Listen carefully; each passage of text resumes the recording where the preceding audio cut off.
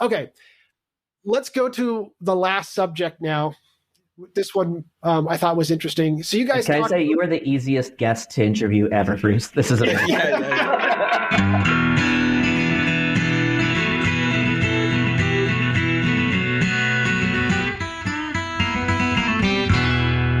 All right. Well, I am so excited. We are so excited to finally have the man himself, Mr. Bruce Nielson, on the podcast. Bruce, welcome to Increment. Hello. Thank you for having me.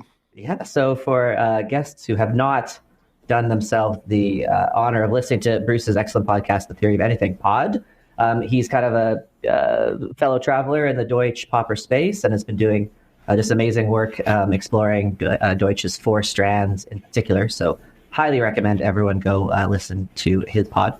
And kind of the setup for this conversation is back in our AUA episode 1, where we talked about computation and creativity. I had reached out to Bruce privately just to kind of get him to sanity check some of our answers. I think I just flat out plagiarized him on one of the answers to the questions because I didn't know what I was talking about. And that kind of kicked off a dialogue and a discussion. And it's been many months since that initial email, but we've been trying to get him on, and he's finally here. And so today, I think we're going to talk a bit about episode 52, Computers and Creativity. So if the listener hasn't heard that episode, I'd maybe just pausing it and go listen to that one first, although we will try to make it as self-contained as possible.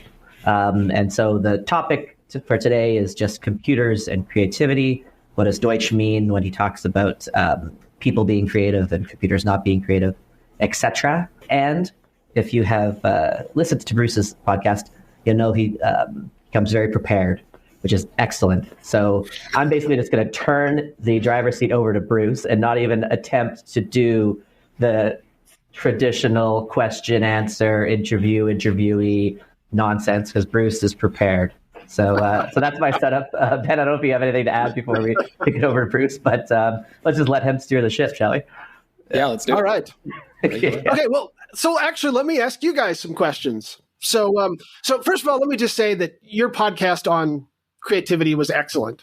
So Vaden wrote to me and he's like, I'm not sure if I said everything right. I'm like, actually, you guys were spot on as far as I was concerned. I felt like you covered the topic quite well. I do think I can probably add a few interesting things here that might be insightful.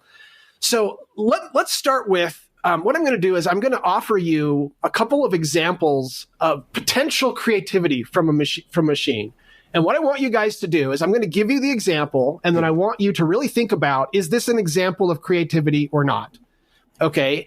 And then I want you to not just answer yes or no. In fact, I'm actually fine with you answering both yes and no, right? This is more like a Rorschach test. I'm not interested in your answer. I'm interested in how you explain your answer, if that makes any sense, right?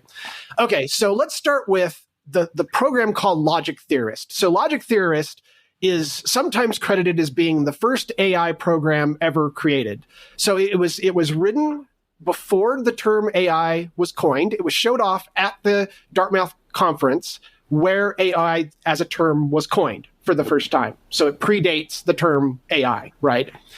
And what it does is it just tries to go through and find theorems. So according to Wikipedia, Logic Theorist proved 38 of the first 52 theorems in Chapter 2 of Whitehead and Russell's Principia Mathematica and found new and shorter proofs of some of them.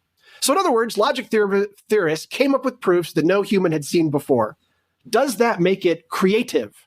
Yes or no, or yes and no? And maybe let's let Ben go first, and then we'll let Vaden take a stab. Yeah, I would say it depends in what fashion it's doing. My guess is no, because my guess is what it was doing was laying out some decision tree, basically, based on predicate logic, following things deterministically, and exploring various branches one at a time to try and figure out exactly what's going on. And so it was basically a bunch of nested if-then statements, and it was just following these routinely and doing some sort of brute force search over the space of theorems and their proof to figure out what's going on. Okay, so you would see that as non-creative if that's the case? Yeah, I think so. Okay, all right. So I may have cut you off. Did you have something else you wanted to add there? No, so if that's what's going on, which presumably it was, this program was around in the 70s, I think you said, or when did you say? Yeah, it's like the 70s or something, yeah. Yeah, so this is the era of sort of the first paradigm of AI, of branch and cut and deep search and these kind of things. By the way, its code's available online. I'm pretty sure it does exactly what you just said. So yeah, I think I'll go with a no there. Yeah, I would agree, and I would just echo that. I think so many of my answers are going to be, well, one, it depends, but two, it in particular depends on how it's working. Like, what is the underlying mechanism? So I don't know if just looking at the output is sufficient to answering the question something is or is not creative. But I basically completely agree with Ben. I think just a brute force search over the possibility space, if the possibility space is small enough that you can just enumerate and test every single option, is not creative. It's just a mechanical procedure. So I would say no. Okay. Now I want each of you to re-answer that question and try to steelman the other point of view. Yeah, I think the other point of view is, well, look, this isn't that far from what humans are doing, right? When it comes down to it, creative software is going to be something like a bunch of if-then statements, right? It's unclear to us exactly how that's instantiated right now, but what could it be if not some deterministic program that's looking over some sort of space using some sort of heuristics? And, this is just a difference in degree, not of kind, between what this original program is doing. And so it's unfair to say this isn't creative. This is just a sort of a very mild form of creativity compared to what, the classic examples of Newton or Einstein or Schrodinger or someone was doing, right, when they came up with their sort of fancy theorems. That was also just sort of a search over a space, just maybe in a more interesting, more complicated fashion. Interesting. Okay. Vaden. And just to add, again, this is going to be a process of me saying, yes, I agree with Ben, and here's some additional thoughts. So yeah, totally agree with Ben. Maybe the additional steelman is just something like, look, dude, in both situations, something was created. So I don't even know what you mean to say it's not creative if at the end of the procedure you have created a new proof for a theorem, if a human being creates it, or if a mechanical search through the decision tree creates it. You've still created something new, something that didn't exist before. How could you possibly say this is not creative? It's almost entailed by the very definition of creative. All right, excellent. So I'm going to now give you another example. It's similar to the one I just gave you. It's a little bit more like the first one. I think most people would agree with you. They would consider it not creative. This next one is different enough. I think a lot of people would, as you're going to see, a lot of people actually did consider it creative. Okay, but it's not too different than the example that I just did. It's kind of more different of degree rather than kind. So in episode 37 of my podcast, I talked about AlphaGo. And what I was doing is I was reviewing the movie AlphaGo the movie, which is free on YouTube. And by the way, I'm going to plug it quickly. It's one of the best movies I've ever seen. It was so good that after I finished watching it, I went in and I grabbed my wife, who's a total non-geek, feminine, super feminine, and not into philosophy or science or anything like that. And I said, you have got to see this movie. And she's like, why would I care about AlphaGo the movie? I'm like, no, really, watch this movie with me. And it's a documentary, by the way. It's not it's a straight documentary, but it plays like a drama. And it's one of the most edge of the seats movies I've ever seen. Now, and I actually knew what the outcome was going to be, and I still was on the edge of my seat, but it's even better if you don't know what the outcome is going to be. So go watch this movie before you let me spoil it too much for you. So this is all stuff taken from the movie, and the movie does a really great job. So the movie's about David Silver and his team, and how they came up with AlphaGo and all the different things that they went through trying to play in the World Championship with Lee Sedol. And so there's a move in AlphaGo the movie that is in history is now known as Move 37. And so AlphaGo it made this move. And when it made the move, the commentators, so remember, this is like in China. So like AlphaGo is such a big deal that you've got news crews, like sports crews, reporting on every move and how it's going and things like that, right? This is like a really big deal worldwide, particularly in China. And so you've got these commentators, and when AlphaGo makes Move 37, the commentators go, this is like an actual quote from the commentators. Oh, it's a totally unthinkable move. Normally humans, we never play this one because it's bad. It's just bad. Okay. So people are looking at this move and they think it's a mistake. So just a little background on AlphaGo. It's improved quite a bit since when they had this game with Lee Sedol. It would sometimes hallucinate, right? It would get off into this weird place where it thinks it's winning, but clearly to any human, it's not.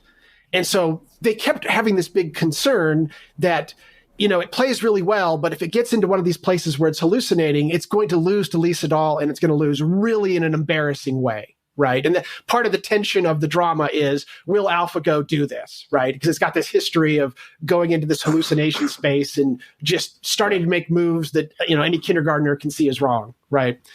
So they're thinking that AlphaGo might be like hallucinating here, right? Well, now Lee Sedol is the only one, and he's playing it.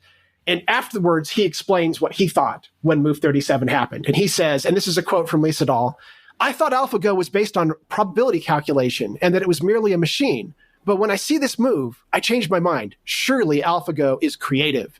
This move was really creative and beautiful." So most of the human commentators who are experts in AlphaGo don't even recognize what a brilliantly creative move this is. Okay. And it takes the world champion to realize, oh crap, AlphaGo is doing something here that's so creative I've never seen before, and I'm in trouble, right?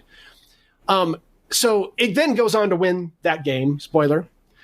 Then we go flash forward to game 5. I won't tell you too much about what happens. What I will say is that it lost game 4. And so it goes into game 5, and Lee Sedol's feeling pretty good about himself, right? And so in game 5, it makes this move that's just embarrassingly bad, right? And so again, the commentators are like, oh my gosh, AlphaGo is in trouble. So here's a quote from the commentators. "It's a bad move. Oh, maybe AlphaGo's weakness from its loss in game 4 has come back again." Okay. So everybody thinks this move is a horrible move, right? And they continue to play, and well into the game, they suddenly realize that move was the setup for the fact that AlphaGo is going to win this game. And it has this play style that humans have never seen before. And that's why they thought it was a bad move. And it has come up with this new play style that it makes moves that just seem almost like it's just throwing away moves. Like it just seems like it's just randomly making moves and throwing them away. And then later you come back and you go, oh crap, it's going to beat me because of that move, right? So the narrator at this point in the movie says, "We all say some of AlphaGo's moves are so weird and strange and maybe mistakes. But after a game is finished, we have to doubt ourselves, our judgment." So AlphaGo had not only come up with this creative move 37, but it had actually created a whole new style of gameplay, which is why everybody's so confused by what it's doing and keeps thinking it's hallucinating. And so the narrator at this point says, "I'm very much watching the game through these commentators. When they are confused, I'm certainly confused. At the same time, I'm latching on to the fact that they are confused. This is an interesting moment. When everyone else is confused, who is not confused besides the machine?" And then they go on to say, Lee Sedol, he improved through this machine. His humanness was expanded after playing this inanimate creation. So basically the idea is that Lee Sedol, the world champion, plays AlphaGo, and it has this new creative style of gameplay that he's never seen before. And he starts to realize, I can emulate this. And he starts to learn from AlphaGo how to play a better game of Go. Okay. So we kind of have this situation where AlphaGo is doing these moves that a world champion considers creative and that people can't even recognize at first as creative. They have to, after the fact, after it wins, start to analyze, okay, what just happened? Okay, there is not a single human programmer. In fact, you can actually hear the programmers as this is happening going, oh no, it's hallucinating, right? Because they don't understand AlphaGo well enough to realize that these are good moves, right? So there's nobody who created AlphaGo who could be said to have been the creator of this move in any direct sort of way. Obviously, indirectly, they are the creators. I would give you that. Okay. So is AlphaGo creative? That would be my question. So Ben? In this case, I'll just bite the bullet and say yes. I think we're going to enter God of the Gaps or creativity of the gaps territory pretty quickly here if I keep trying to say no. meaning that, you can just, anytime a machine does something, you say, no, it's not creative. And then the realm of creativity shrinks more and more and is only whatever humans can do that machines can't. So here I'll just say, in some sense, the same answer applies. Like, we kind of know at a high level how it's doing this, right? We understand the program, we understand the reinforcement learning at play. And so you could argue no, but here I'll just bite the bullet and say, yeah, that's creativity. But I think it's useful to then start introducing different degradations of creativity, right? So there's like creativity sort of in a single game with very well-defined rules. That is a different kind of creativity from something like in art or science, where it's much more open-ended. You have the entire world at your disposal to play with. You can grab intuition from anywhere, etc. One final thing I'll add is that you seemed in some sense to be suggesting that maybe it's creative because Lee Sedol was able to gather inspiration from how AlphaGo was playing. That I actually don't find that persuasive, because I think it's the person drawing inspiration from various things that is actually displaying the creativity. So you can draw inspiration from inanimate objects, for instance, right? And artists and scientists do all the time. That doesn't say anything about the creativity of the inanimate object. Obviously, it says much more about the creativity of the person using those kind of objects to bolster their thinking and their thought. So again, with all the previous caveats that you can argue yes or no, there's no super well-defined notion of creativity. Here, I think I would just bite the bullet and say, sure, it's creative in this artificial game-like environment, which is not to take away from the game of Go. It's a fascinating game, and I would certainly get demolished by AlphaGo, no question there. But it's still a different realm than something like creativity in art or science or engineering and things like that. Yeah, it's interesting. I would say no. I don't want to bite that bullet. You bite the bullet. I don't want to bite it. And I like the starting by the example of the logic theorist, because I think it's just exactly the same situation. You're just enumerating a huge search space and finding solutions which a human couldn't have found or didn't find. But we know how it works. We know it's very bounded. We know that neither the logic theorist program or AlphaGo is all of a sudden going to start writing poetry or start playing StarCraft or start doing anything outside of the narrow confines in which it's allowed to operate. And I guess as you were recounting the story of AlphaGo, I was also thinking about like the story of the same system or the next generation of it playing StarCraft. And I guess there's one example of the players all realized that if they just played this crazy strategy, that they would never play on a real person. Like they put all of their army like just on one side of the board or something, then they can completely dupe the AI system and have it start acting in this weird way, and then beat the AI system. And so there's also some factors about AlphaGo which make it particularly amenable to AI. One specific example is that it's a grid, so you can use CNNs, convolutional neural networks. You can't do that with StarCraft. The reason I'm saying that is the fact that we're getting more success on AlphaGo than these more unbounded, open-ended games is not surprising, because there's some specific features of that game that allow it to be successfully tackled by existing AI tools. And last, like when you make a system, a computer program that operates in a narrow, confined space, but it does it really well, and then it does stuff that humans couldn't have done in that space, I don't know if we should just necessarily label that creative. Like a calculator can compute numbers, like multiplications of numbers that no human could ever compute by hand or arguably has ever computed. But just because you're getting a new calculation out of a calculator doesn't mean it's creative in the meaningful sense that you would want when you say your child is creative or this person is creative. It's made to operate in a specific narrow domain.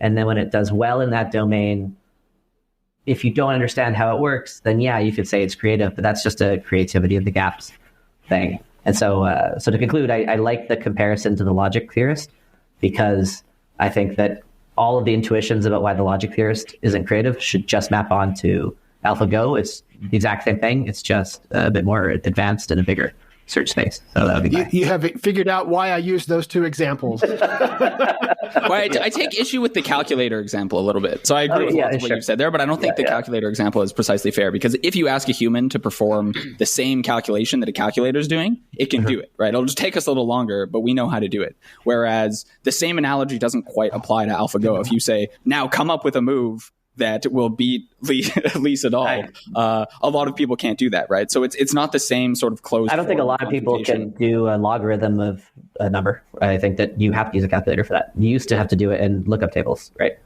So I don't think humans can actually do a lot of things that calculators can do. But we understand mechanistically how to do it. Yeah, we understand mechanistically how to do the AlphaGo thing too. You make a reinforcement learning system and you give it shit tons of data, and then you let it play against itself. And then eventually it's going to come up with new moves.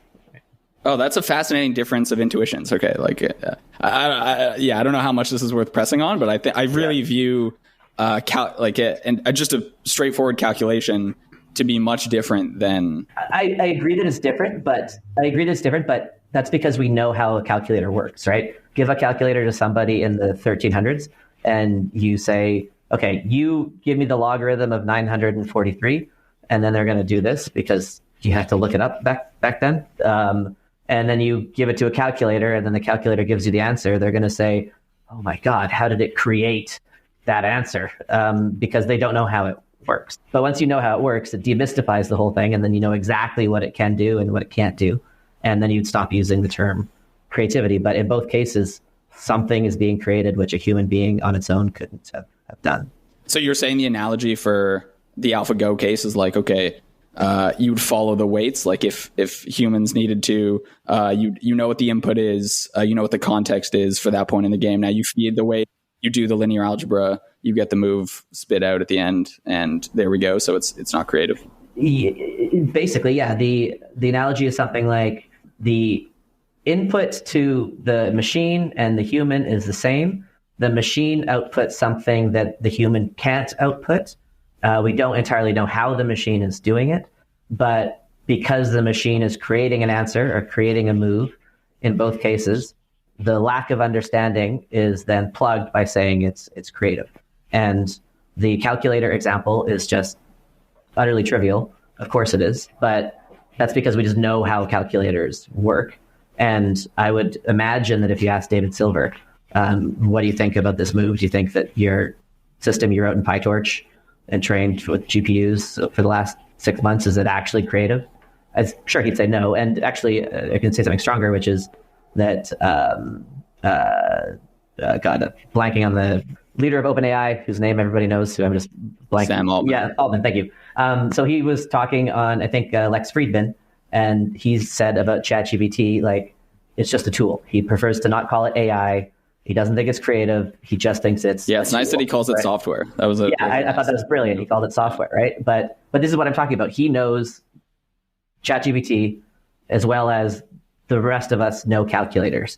And both Altman and the rest of us, when we see the output of ChatGPT or a calculator doing something that a human being couldn't create, or creating something that a human being couldn't create, we don't say it's creative. We just say this is the tool just doing what the tool does. And that's why I think the analogy is somewhat useful, but it obviously breaks down because what these AI systems can do is much more impressive than calculators. But under the hood. So why can't you run the same argument for neuronal firings in someone's brain? I was about to ask that. Because we have no idea how neuronal firings work, and also neuronal firings aren't. No, you could you could at a low level, right? You just take CT scan, you look at which areas are lighting up. You could, if you go low level enough, you can look at each neuron one at a time, and then you can say, oh, look, we know how this is done. It's just a brute force commutation from input to output. So I had an interesting conversation with Vaden just a couple days ago, and he was pointing out that human beings are deterministic computers.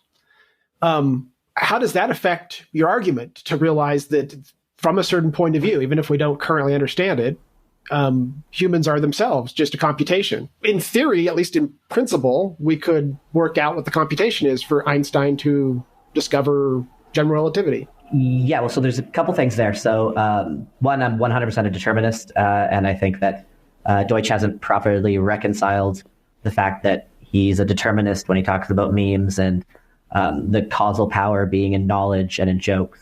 But then he switches to being a compatibilist when he talks about how free will is a property of our explanatory universality and that kind of thing. So I think he hasn't reconciled the differences there. But I don't.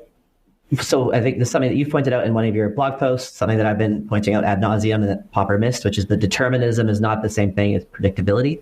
Yeah. So just because you are a deterministic system doesn't mean you can necessarily express all the initial conditions and then make a prediction arbitrarily far out into the future. And this is where chaos theory comes in, and in particular, the infinite sensitivity of some deterministic systems to the initial conditions. So I just want to break that right now, because this is something that even Popper got confused about, which is that he thought that determinism entailed that you would necessarily be able to write down the brain state of Einstein and out-pop the Einstein's equations. And that's not necessarily the case, because one, we don't know how many parameters there are. Two, we don't know the initial conditions of these parameters. And three, we do know that it's a chaotic system such that you'd have to specify the parameters infinitely precisely, which is not possible to do. So that's one way to reconcile the fact that as a determinist, I don't think we can be able to make predictions. But that isn't reconciling with the deeper question of, like, how do you get new things out of deterministic systems, and how do you have deterministic systems create new knowledge or what have you? And is that the direction you wanted to go? Oh, I've got no direction. I'm just asking you guys questions. So I see this as just one of the big, Deutsch just puts a big question mark here. How do we reconcile the fact that we're creative with the fact that we're all operating on, we're all basically Turing machines? And I have no idea. I think that's the big mystery that we need to figure out to unlock the secrets of AGI, which I don't claim to know. All right. I am now going to quote Vaden from episode 52. And Vaden, let me just admit up front that I know I'm about to abuse your words, but it's for the sake of entertainment value. So I love it. Yeah. All right. So Vaden says, the main thing, let's get rid of the word creative and just say we're getting new ideas. Are we getting new thoughts, new explanations, new theories, new whatever? I underline new whatever. That's not just contained in the training data. I'm unbelievably skeptical that it will ever work. But isn't technically AlphaGo passing every test you just said right there? Because for one thing, it doesn't really technically have a human-derived data set, right? It just plays itself a billion times. So wouldn't it technically qualify as this? You're trying to avoid the word creative here, which I think is a smart thing to do. But it's definitely coming up with something new, right? Well, AlphaGo is, again, operating in a unique circumstance, and that circumstance is that you have a very narrow confines of what is a game, and specifically what counts as a win. So AlphaGo works because the tools of reinforcement learning are very applicable here. So some of the properties it has are, one, easily defined reward function. So you can say if you've won or lost. Two, narrow action space. So it's like a gridded board that you just basically put pieces down. And three, you can play an unlimited amount of games against itself. So you can continuously sample new games. And so because of that, yeah, you can sample new things, but this is kind of like the chimpanzees banging on the typewriter, except you constrain it enough and you wait enough time that eventually they're going to bang out a new sonnet. From randomness, you can absolutely get new things. That's almost the definition of randomness. But that's not creative in the sense that we care about creating new ideas in an open, unbounded fashion, right? So yes, when you put a bunch of constraints on a problem and you just let randomness do its thing, over time, you'll get something new. But I don't think we should necessarily be shocked. And in particular, I don't think we should expect that to scale up to the domains that we really care about, which is coming out with, just use the classic example of reconciling GR and QM, or figuring out how to creatively solve the Israel-Palestine conflict. These kind of problems that don't lend themselves to just repeated gameplay, right? So again, however you want to define creative, you can say yes or no, but I think it's just more useful to think about what are the actual properties of the problem that have allowed success. Is that going to scale to other kinds of problems? And is this really different than just chimpanzees banging on a typewriter with maybe some coaching? Maybe you every other sentence, you let somebody come and try to clean up the letters a little bit and you add some structure to it and stuff. Like, of course, you're going to get some new things out of just randomness alone, but that's not, I think, what we're trying to capture with the notion of creativity in Deutsch's sense. I don't know. Does that land? Not land? Yeah, interesting. As you were speaking, I'm realizing one, I think, perhaps overlooked aspect of creativity is just simply the ability to recognize novel things and in some sense, or recognize when something is novel and if it's going to be useful. So, a big difference between monkeys banging on typewriters, why that example is often used is because you don't need the monkeys to be aware of whether they're producing a new sonnet or not. So they're totally oblivious to whether the output of the typewriter, whether it's jumbled nonsense or whether it's something Shakespeare wrote. And so people that are especially creative have the ability to recognize whether a new thought, putting aside the question of where that new thought is coming from, they have the ability to recognize that the new thought is in fact new and then to try and judge it on its merits, right? And I think that's a big part of creativity. That doesn't help us disentangle this issue of AlphaGo because it apparently is also recognizing that a possibly novel move is useful. So it also has this property of recognizing the utility of novelty.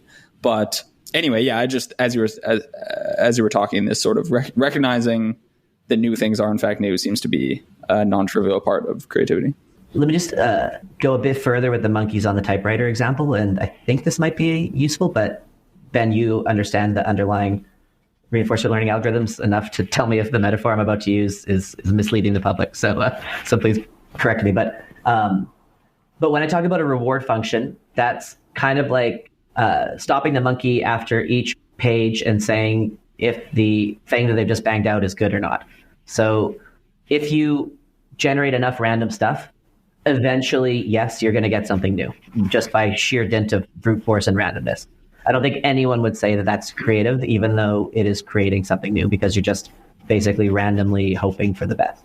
The difference between the monkey and the reinforcement learning is that to make the monkey example a bit more reinforcement learning, like every time they happen to bang out a word, you give them a point of 1 and you give them like a little cookie, and then you discard all the stuff that didn't work and you keep the one that has the word, and then you let them bang again. And then eventually they get another word, and then you encourage them to keep doing that behavior. So it's like randomness, but it's guided, it's supervised by an external creative agent to kind of steer the randomness towards the solution space that you care about. That is, I think, decent intuition for what is happening with the AlphaGo example. It's a lot of randomness. It's a lot of replay. It's like hundreds of millions of hours of self-play with GPUs. This is hundreds of millions of hours of monkeys just banging on typewriter, randomly trying different things. And then occasionally a game is won, and then you encourage the monkey to do a bit more of that, and you do a bit more of that. And in this way, yeah, you'll get new stuff. If you do this with monkeys long enough, you'll get a new play. Do we think this is really creative in the way that Shakespeare wrote it, or is this just stochasticity guided by a bit of reinforcement? And that's kind of how I see it. And so, of course, you're going to get some new things coming out, but is it really that miraculous? Is it really that exceptional that you're going to get something like this coming out? Well, no. We understand how it works. We understand that you can't do this self-play thing with it when it comes to theories of relativity or extensions to quantum mechanics. You can't do it when you're doing political scenarios like how to solve Israel-Palestine. You can only do it in these very limited cases. You can't even do it with self-driving cars. So the techniques for AlphaGo are very powerful, but let's not kid ourselves that this is just like one step towards solving the creative problem. It's that we've defined a narrow problem such that the tools we have available work well on that. But again, I don't think it's creative in the meaningful sense that we want to say AGI and people are creative. Okay, so let me actually talk a little bit about what you guys said when you were talking about what does the word creative mean. Yeah, I felt like you guys made several really good points that are probably worth kind of mentioning here. So one of them was, first of all, it might be helpful to know that the original question you were trying to answer was, it's unsatisfying to hear critiques of AI that say, quote, this AI model is not truly intelligent because it's not creative, without also proposing a way to evaluate its creativity. Okay.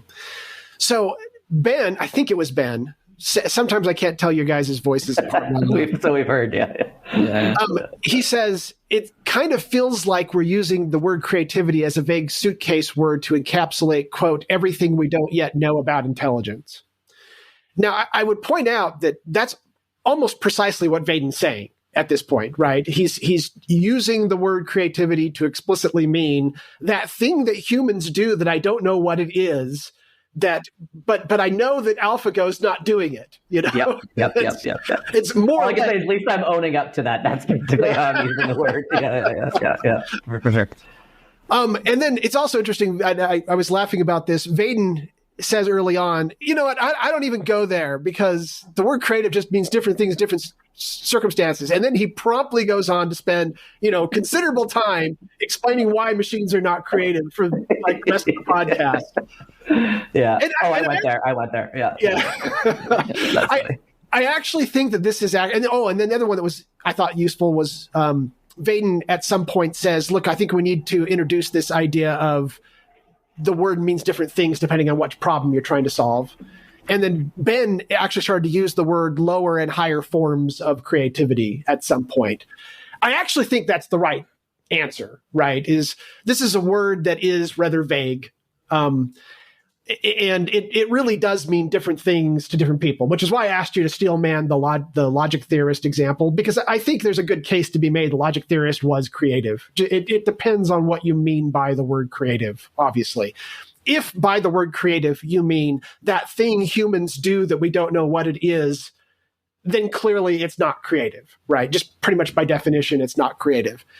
So the question might really be, what does Deutsch mean by creative? And you guys did a good job of talking about that, but let me throw a couple things in here. So one of them is on page 30 of Beginning of Infinity, he actually defines creativity as the capacity to create new explanations. Okay.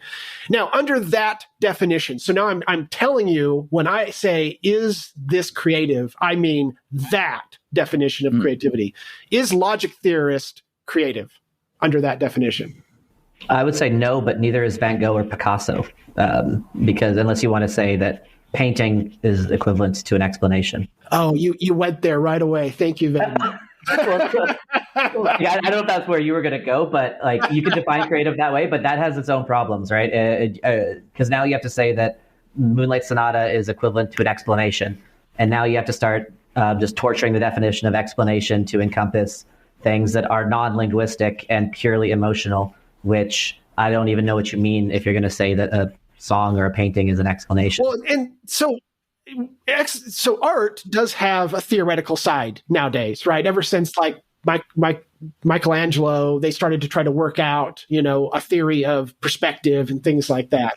But for the most part, art is something that's an inexplicit knowledge. It's something that you learn by doing. You don't really know how you do it.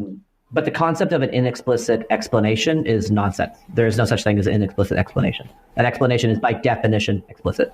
And so the move of going creativity equals explanations, explanation equals knowledge, knowledge equals implicit knowledge equals emotions is, I think, fallacious and sloppy. And I think that we just need to start realizing that these words are all just becoming a giant hodgepodge of conflations, and there is no such thing as an inexplicit explanation. And so I don't know what Deutsch means if he's going to start talking about paintings being explanations, because he'll have to move to knowledge somewhere, and then everything starts to get all weird and muddy. So I agree with the critiques you're making. I imagine Deutsch would say something along the following lines.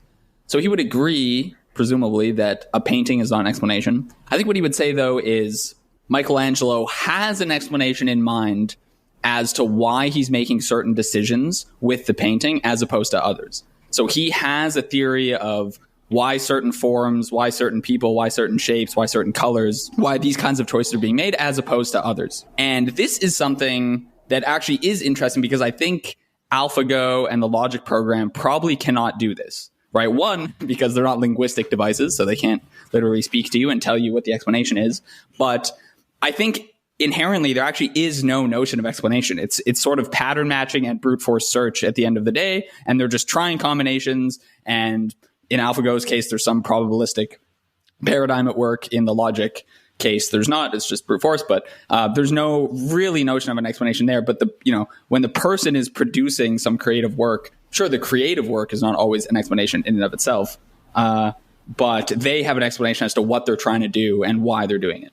I don't doubt that that's sometimes true, but do you think that's always true for artists? Because I guess I'm not really convinced that that's always true. Like it's a gut feeling sometimes?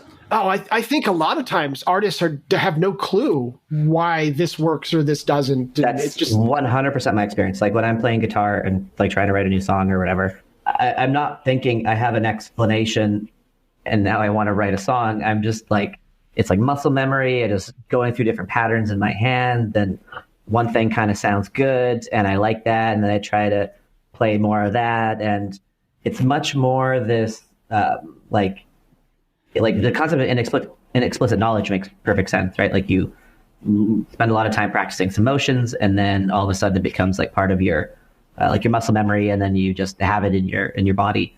And so that makes perfect sense to me. And so I think of like creativity as much more just a process of like this inexplicit knowledge or the muscle memory, just trying different things and trial and error, et cetera, et cetera. But I don't really know what the word explanation means if nothing is being explicitly explained, right? Like if you're not explaining something, then why are we using the word explanation? Because I don't get it. I don't get what's trying to be said. So I know what Ben's talking about. I've had numerous fans of David Deutsch tell me that they think it's explanations all the way down, and that, even things like inexplicit knowledge are explanations. And I don't want to entirely downplay what they're saying, right? Because I think there's something intelligent underneath that thought. My response is really kind of simple. It's that, look, if you're going to define explanation as literally everything, then you've lost the power of the word, right? Mm-hmm. And so, yes, I understand what you're saying from a certain point of view. We can think of them as being there is an explanation behind it, even if the person doesn't know. I mean, there's various ways that it can be justified, right? But once you've really started to do this, you've lost the power of the word. It's like, I really want to reserve the word explanation. I don't have to. I'm okay with them expanding it to mean everything if they really want to. But like for me, the word explanation really sort of means that there's something explicit about it. It's equivalent to the idea of explicit knowledge. Yeah. So actually, let me contradict myself earlier and agree with you guys and maybe go one step further. I think the creative process is actually most at work precisely when there's no explanations going on. So I can't remember if I brought up Michael Nielson's essay in the first AUA we did. But yeah, so he wrote this essay a number of years ago that just has a few paragraphs on the creative process, which I found very illuminating, and basically explaining creativity as that space where you're actually quite uncertain of what's going on. You doubt yourself. You almost have to create this little shield around these new thoughts to give yourself the capacity to explore them further, because there's lots of doubt, there's lots of error involved. And this is all because you don't quite have an explanation of what's going on. Like you have some gut feeling, you have some gut instinct, and you're just following that.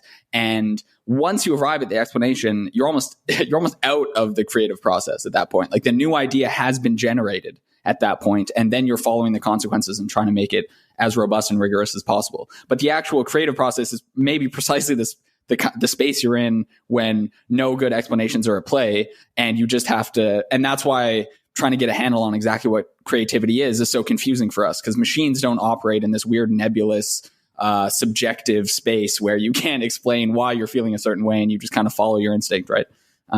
So yeah, now I'm closer to the position that perhaps Deutsch has it precisely backwards. But like to defend Deutsch, like when he's defining words in idiosyncratic ways in the context of his book, it makes perfect sense because he's talking about it in the context of the larger theory he's putting forth. And you're allowed to define any word however you want. And when you do so, if it's helping to kind of shine a new light on something you think you've understood by viewing it in a different way. Like, so for example, a classic redefinition from Deutsch is defining wealth as the set of all transformations which you can bring about. Okay, so if I say I'm really wealthy to Helena and she's like, oh, so you have a lot of money in your account? I'm like, no, I can just transform physical objects in a more diverse way than you can.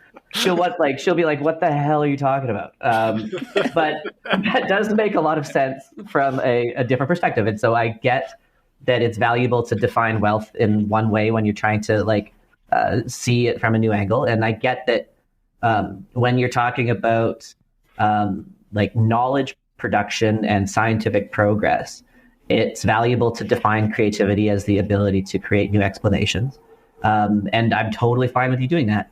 But I think where it becomes a problem is when people start essentializing the definition and think this is actually what creativity is, and creativity must only be this thing, and they take that definition outside of the context of the book and start using it everywhere and fail to realize that it's just a definition that is useful as a pedagogical device. Is useful to kind of see an old thing in a new way, but it's not the one and only definition of the thing.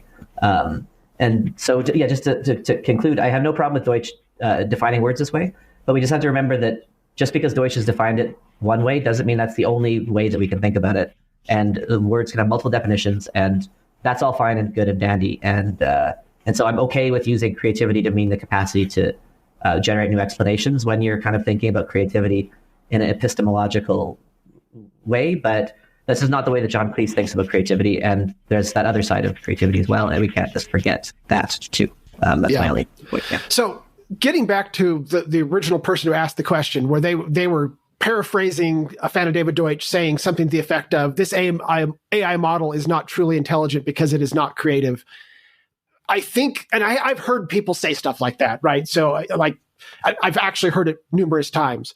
That statement by itself demonstrates a misunderstanding, right? Because it's trying to treat the word creative as if Deutsch has once and for all defined the word creative, right? Yeah. And so it's right off the bat, the moment you hear those words, you know the person's off base, right? Yeah. I mean, at a minimum, it's a completely meaningless thing to say, because most people aren't going to understand that the word creative in this context was supposed to mean the ability to create new explanations. You should have said, this AI model is not truly intelligent because it does not have the ability to create new explanations.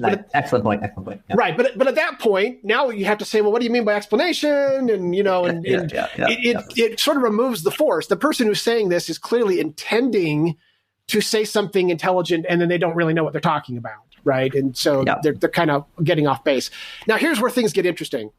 So Vaden already raised the idea that Van Gogh isn't creative necessarily in the Deutschian sense of the word creative. Is biological evolution creative? Does it have the capacity to create new explanations, is what I'm asking you.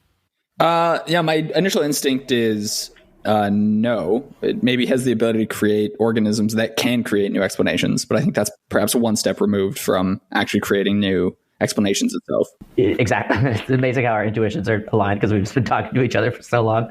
But I'd say the biological evolution is creative in the same way that the Big Bang and the universe is creative, in the sense that, if you wait long enough, you can eventually create something that can create new explanations. But I don't know if that's what is interesting about that question.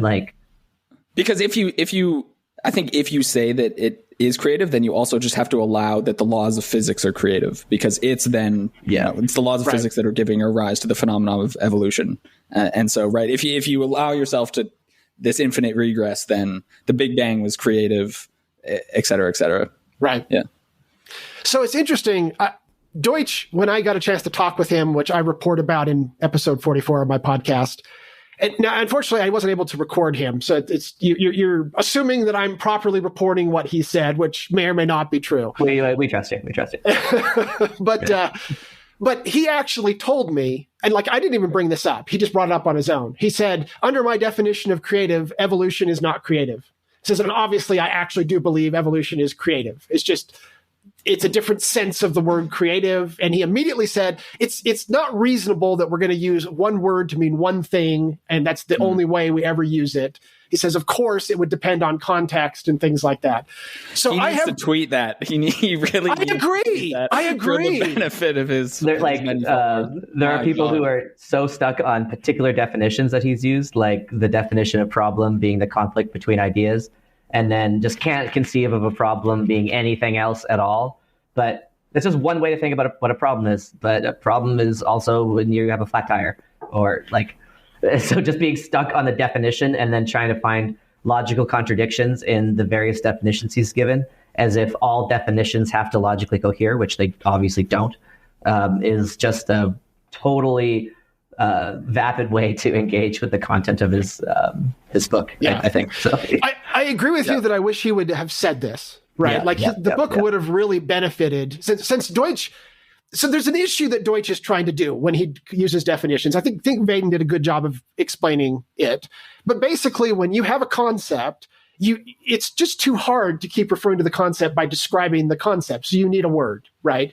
And you've really got two choices. You're either going to use an existing word, which already has a use, and it's not going to be the one that you're about to use, right? Or you have to make up a totally new, completely made up word, right? And both of those have some benefits. You guys have probably heard me use the term meaning memes, which is a term I coined to grasp at a concept and usually when I use that term, people know what I'm talking about, even though they've never heard the term before, right? So that's an example of making up a new term to try to label a concept. So Eric Weinstein is an example of someone who's gone way too far in making up way too many words to name way too many concepts. And so there's a problem with doing it too much in the other direction. But just to add to that example, sorry, Bruce, I can't go. Yeah. So it makes sense to me that David Deutsch is talking about this ability to create new explanations, and he needs a word. And he goes, you know what? The existing word creativity comes relatively close to what I have in mind. And so I'm going to use it. And that means for the sake of this book, but only for the sake of this book, that is what the word creativity means, right? And that makes perfect sense to me. I really wish he had said that, though, right? If he had said, look, because there's clearly a large number of misunderstandings that have come from Deutsch taking existing words that already have meanings and then using them in a special way.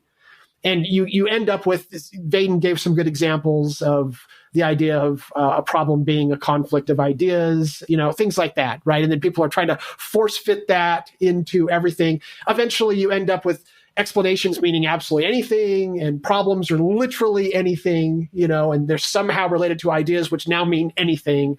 And you've really kind of lost your ability to talk intelligently about these subjects at this point, right? Yeah, just something I want to add there is that, one, it's so ironic that people are doing this because this is literally what essentialism is all about. It is. It's literally what essentialism is. And the same people who do this will talk explicitly about how much they're against essentialism, but then insist that creativity is and only is the ability to produce good explanations or new explanations, and problems are only conflicts between ideas. And that's essentializing the words and saying that the definition is, this is like Popper's amazing exposition about definitions being read from right to left. Yes. It's not what is the true nature of puppy being a young dog. It's what shall we call a young dog?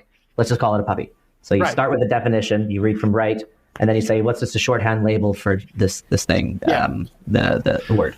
So this is one irony. But the other thing that I just wanted to say that, yes, you are kind of stuck with the choice of using an old word in a new way or using a new word in a new way. But what Popper tried to do is something slightly different, is that he tried to bottom out his epistemology on concepts that were so everyday and normal that he didn't need to define them. So at no point does he really define what a problem is, because he's bottoming out his theory on the definition of problem that we all have in our heads already, right? So he doesn't feel the need to define problem because he expects that we know what a problem is, compared to how he attacked the dictionary definition of the word know, because there he was actually saying that what we think of knowledge as absolute, justified, true, certain belief is completely wrong. And so there he attacked the actual concept himself. But I think Deutsch, what he's trying to do is bottom his epistemology out on concepts that are close to how we're using them every day, but then he changes them a little bit.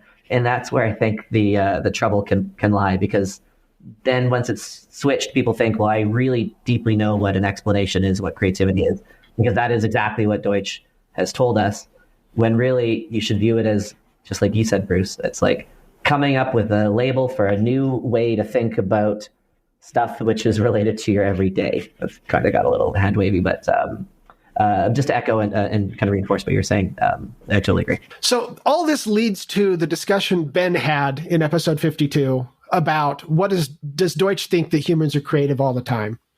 And actually, let me quote Ben, because I think he did a good job of explaining this.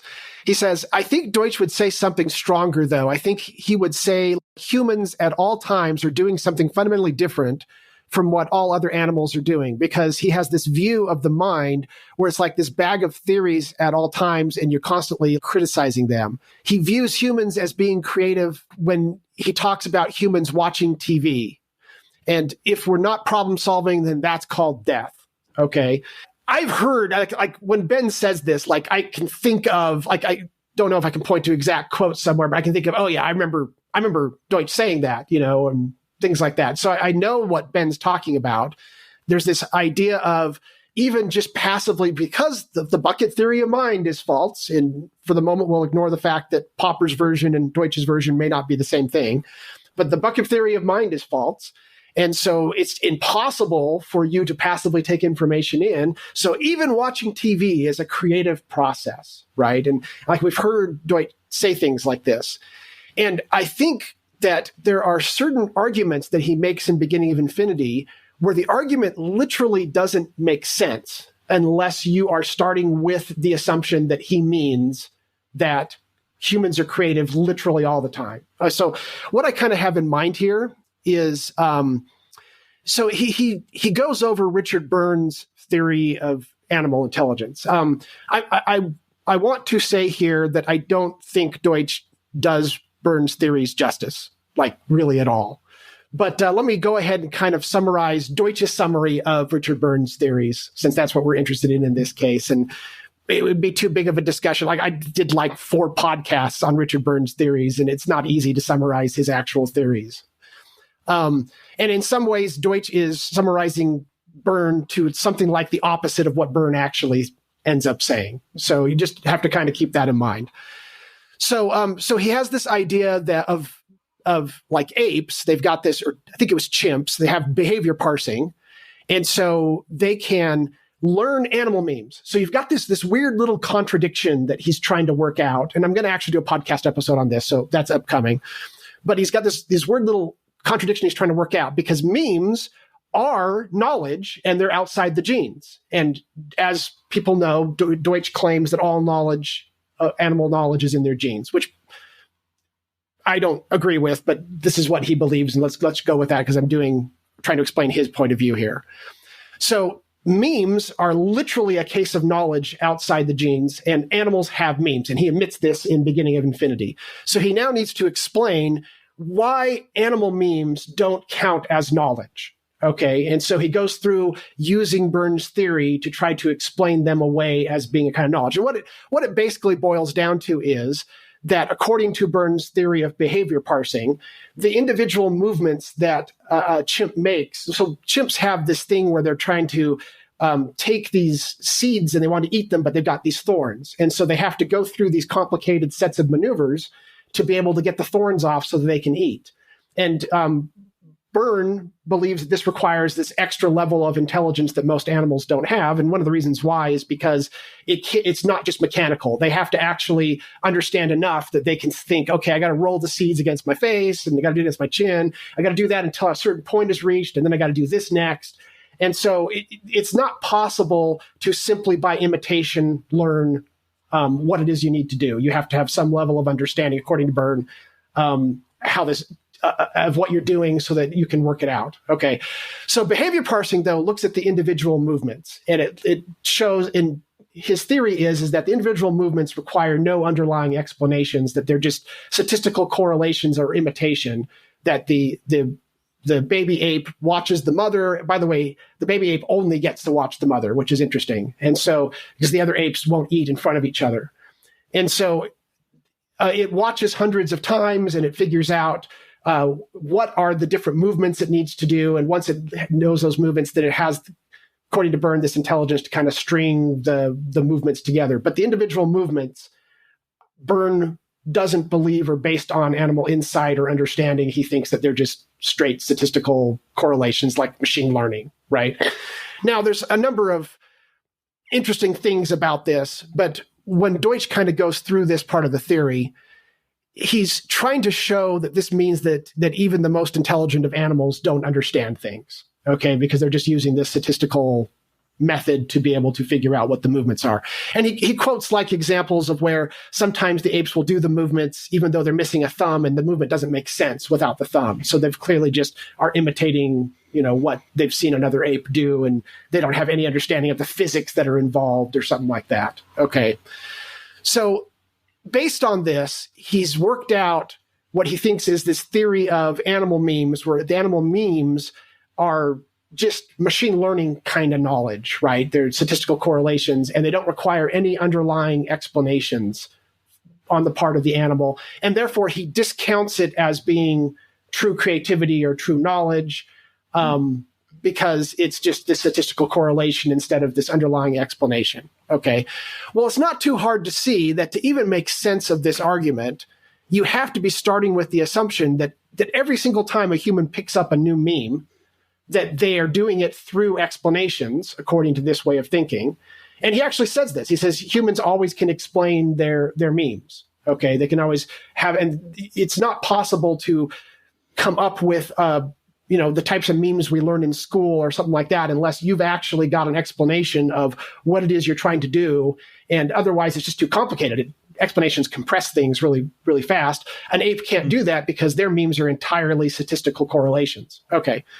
So it's not too hard to see that based on this, you would have to draw the conclusion that humans are being creative pretty much all the time. I mean, the very fact that you talk with them and they can understand what you're saying, watching TV would be creativity. Every single meme that a human ever picks up, they're using explanations, which is the ability to create a new explanation. So that's creativity.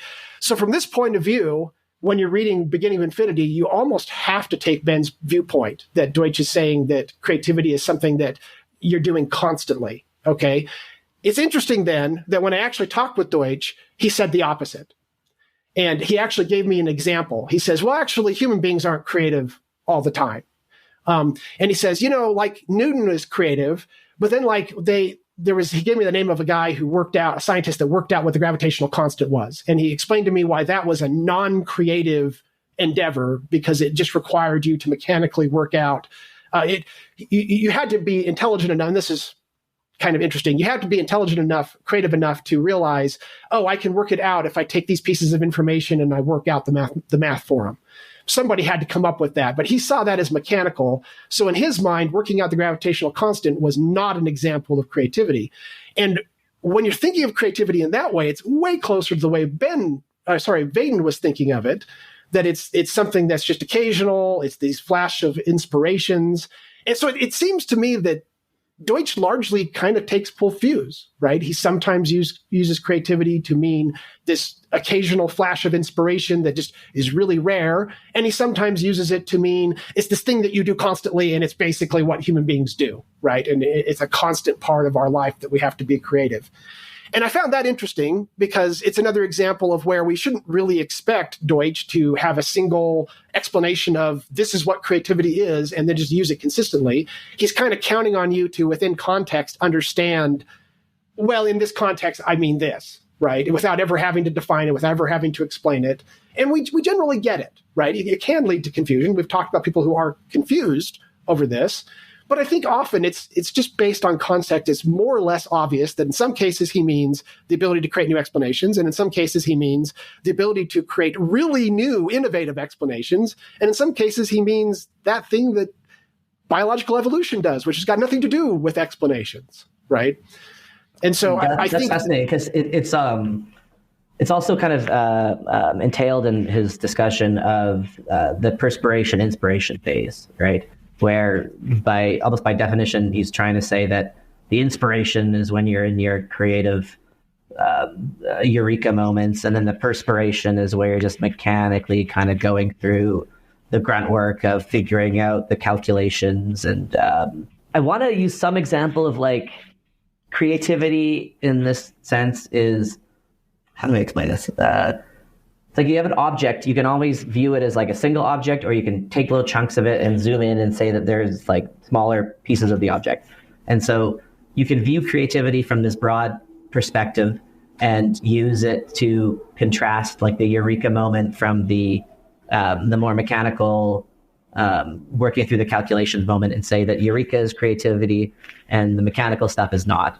Or you can break off the mechanical piece and zoom in and realize that when you're doing the mechanical piece, you're still kind of being creative because like you're doing the algebra and you have to figure out, okay, which move am I going to use here? And even though it comes really naturally, you still have to think about it, and there's some creativity there. And so it's like you zoom in and you can describe it as creative, or you can compare it to something which is less creative. And so I want to say creativity is very much a continuous thing, which we're trying to make discrete, and we're trying to say something either is or isn't creative, when really we should talk about more or less creative, because often when we talk about creativity, we're just contrasting it to other states of being. I think Dawkins had a really nice term for this. I'm going to butcher it, but it was something like tyranny of the discontinuous mind on a continuous world, or something like that. And the idea is that we want there to be a clear line between, say, when the life of an embryo becomes a person, but there is no continuous discrete line. So there's a continuous phenomena, but we're trying to make it discrete and say this is when life begins. And it's really difficult to do that because we want to see the world in discrete, black and white. This is when life begins. This is what creativity is and what it isn't. But the world is continuous. It's gradations. It's life slowly emerges from blastocyst to human being, and things are more or less creative. And that is discomforting because it's easier to think about the world as binary states. And so I just see that as part of the problem here, where you can always describe stuff as creative or not creative depending on what you're comparing it against. Because that's the main point. Yeah. So just a couple more things, and then I will actually move on to a different subject. But this is probably the main subject that we were going to talk about anyhow. So Dawkins gave an example, and I think this is kind of interesting.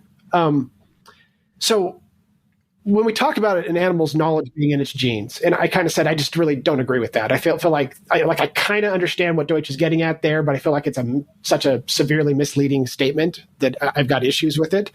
So let me give you an example of why I would say that. So we have certain birds that the genes literally contain the mating song. So if you raise that baby bird away from its parents, it never has to hear it even once, and it will still know the mating song. Okay. To me, that's an example of an animal's knowledge being in its genes. Oh, that's a beautiful example. I love that. Okay. Then we got other birds where that's not true. They have to actually, they have genes that help them learn the song. Like they're very good at knowing to pick up on that specific song. But if you raise the bird away from its parents, unless it won't learn the song. Okay. That's great. I love that so much. That's a great example. So in that case, I would not want to say this is an animal's knowledge in its genes. Its knowledge actually exists outside its genes here, although the genes assist in the creation of the knowledge. Okay. And actually assist quite strongly. So for example, if you try to teach the bird a different bird song, it won't learn it. But if you try to teach the bird its correct mating song, but backwards, it will learn it. But learn it backwards. Okay. Then you have other birds, according to Richard Dawkins, that don't have a preset mating song. And instead what they do is they go around singing, and they use their objective sense of beauty to decide, hey, that string of notes, that sounded better than this other string of notes. And then it creates its own mating song, and it gets judged based on its beauty by the females, how beautiful it is, whether this is a creative bird that I want to mate with or not. Okay. And in fact, these songs are, and so Dawkins talks about how the songs are beautiful to humans too. So we actually, depending on whether you believe in objective beauty is parochial or not, which in my podcast I've kind of left that an open question. But clearly there's some sort of synchronicity here of humans find the song beautiful and birds also find the song beautiful. So using Deutsch's argument for objective beauty, the bird has a sense of objective beauty, okay, would be the way you'd have to put it in terms of Deutsch, okay. I would be really hard pressed, even though this example, I mean, like, in no way am I disagreeing with anything you guys have said up to this point, because I really do think it depends on what you mean by creativity. But like, to not call that bird's song creative and to insist that it's knowledge in the genes seems like such an abuse of language to me. Well, and also a violation of like Popperian epistemology. It's trial and error, right? And so if all knowledge comes from trial and error and they're trying different variations of bird songs and finding ones that they like better, then like, I don't even know what we're talking about anymore if we're not tying knowledge production to trial and error. And so just a clarifying question on my side, if you don't believe in animal memes, is that equivalent to saying that you don't think animals can teach each other things? Like they just can't learn from each other? Is that the same? Yes. So an animal meme is literally that. So I could go into an aside and explain this to you. I would love to hear it. Okay. So almost all animals have memes. So first of all, that's like really common for animals to have memes, like fish have memes, things like that. Okay. And this is stuff I got from Byrne's books when I decided to read Byrne's books. Now, the majority of animal memes are far simpler than what you would think. In fact, they're so simple that it's understandable that people aren't maybe that impressed with them. So for example, if you have a bird and one of the birds figures out that it can poke through the milk carton and drink the milk, they've done experiments that show that the way the animals pass their memes, that those birds pass their memes is that it's not even that they see each other poke through the milk carton and then figure out I can do that. It's that they see a hole poked and they go, oh, that's another bird's been here. I'm going to randomly try things in this spot. And then it figures out to poke through. So that gets rid of the whole statistical pattern matching thing because they're not even seeing the statistics. They're just seeing the outcome and then figuring out what actions they could have taken to produce that outcome. Yeah, and they're not even figuring it out. They're just randomly trying actions, right? Because the vast majority of animals do what is called trial and error learning. And I know I confused Vaden when I used that term, but that is the official term. So it's similar to classical conditioning, except that it's based on the animal does an action, and then that action has a reward and, or punishment, and then that affects how often the animal does that action, right?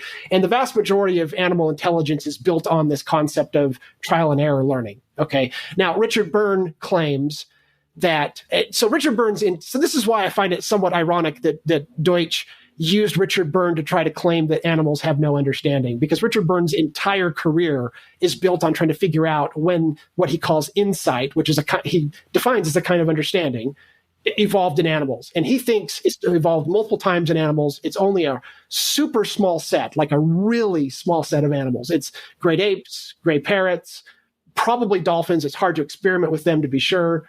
Elephants. I mean, like it's this group that is. Interesting, you said not dogs, right? You said not dogs when I asked you about that, which is curious to me because dogs are like the canonical example for me of like being able to learn about the world and learn things from people and stuff, right? And so let's keep in mind that Byrne's theory is just a theory, right? Yeah, and so we need to keep an open mind. Like he has a really impressive body of evidence when I actually read through his books, which is why I've gone a different direction than from the way Deutsch is doing this, is because you read through the actual experiments and how they've come up with them, and you go, there's some wiggle room here. He might be getting something wrong. It's just so hard to experiment with animals. But I feel stupid trying to explain everything he's come up with away as ad hoc. Oh, it's just a coincidence. Right? Yeah. And so at some point you start to go, there may be something to what Byrne is saying here, right? And so you've got this other group of animals, these animals with insight, that actually do learn to imitate each other far more directly, such as the great apes. And they have memes also. And interestingly, monkeys don't fall into the category. Okay, so great apes do, but monkeys don't. And some of their memes are more complicated. like the behavior parsing example that Deutsch uses, because they do have this ability to actually watch each other and to figure out what each other's doing, which, by the way, Deutsch and Byrne kind of treat that like it's trivial. Oh, they watch it 100 times and then they pick up how to do it. But like Vaden, who works in machine learning, that's like a super hard machine learning problem, right? I mean, like to be able to figure out by just watching something, what hand movements you would have to do and to figure out what the right correlations are out of even just a few hundred examples. Like that's overwhelmingly, I'm not even sure if we can do that today with our current algorithms, right? Yeah, I think that's called, is that called inverse reinforcement learning, where you try to figure out from the outcome what the action should be? It's a sub-area ML that is quite difficult. Right. But so just to summarize, because I think I'm losing track a little bit. So I want to pop up the stack ever so slightly. So we're talking about Deutsch's definition of creativity being tied to explanations, and that leading him to say things about animals. The animals can't be creative, can't pass on memes, are just statistical pattern matchers, which then you're arguing quite persuasively Byrne has basically refuted or has provided good evidence to the opposite case. And so that's how these things are connected. That's correct. That's correct. Good. Yeah. So I definitely think that Byrne's theory, at a minimum, Byrne's theory is a strong competitor as of today. Yeah. Right. Nice. So I'm never quite ready to endorse a theory all the way, right? Because you just don't know where it's going to go. But yeah, I definitely think that his theory is that animals have this thing called insight. It's a kind of understanding. It's not a human level of understanding, obviously. But they do have something like explanations, this one small set of animals. But by the way, that's the same small set that can pass like the mirror test, right? It's interesting that it's not a complete overlap. So like there are some weird animals that can pass the mirror test that you go like, okay, there's no way that this animal's, intelligent, right? But like the ones they first discovered it on, it was this small set of extra intelligent animals that were able to do it. Yep. So let me get back to now the whole problem with words. And I've got an interesting quote from Popper, which is actually a fairly interesting quote about libertarianism indirectly. But anyhow, he says, "I do not believe in freedom and reason, but I do not think that one can construct a simple, practical, and fruitful theory in these terms. They are too abstract and too prone to be misused. And, of course, nothing whatsoever can be gained by their definition." So what Popper, obviously, he's talking about governmental systems, that if you want to have a good explanation of what a good government is going to work like, you aren't going to formulate your theory in terms of freedom or even reason, right? Because I like this idea. They're religiously loaded terms. I don't mean the word religiously literally here, but they're words that people defend to the hilt and want to. And honestly, the word free will comes to mind whenever I read this, this statement, right? It's such a useless word, and everybody just defends it to the hilt. Humans have free will. They don't have free will. And it's like, oh my gosh, and I think the word creativity, unfortunately, falls into this category. Okay. Is that I got into Deutsch because I became interested in trying to look more into AGI. What is intelligence? I actually went back to school and got a master's degree in AI because I was curious about the failed attempts to do so. And so obviously I haven't made any great progress in the area of trying to generate AGI myself, but this is kind of one of my main areas of interest, and almost my entire podcast is secretly about that topic, as I'm exploring intelligence in some way.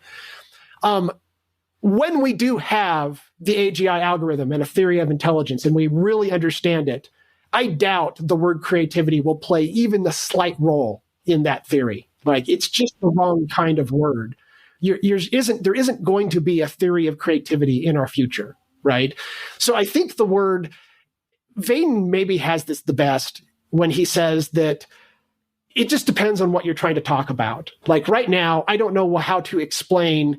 I know humans are doing something animals can't. I know humans are doing something machine learning can't, right? I even know humans are doing something that evolution can't, right? I don't know what to call that. So I plug this religiously loaded term creativity in its place. And then I just have to accept this is not what everybody normally means by the term. For probably most people would say AlphaGo was creative because it literally created something. I mean, you can see the roots are there, right?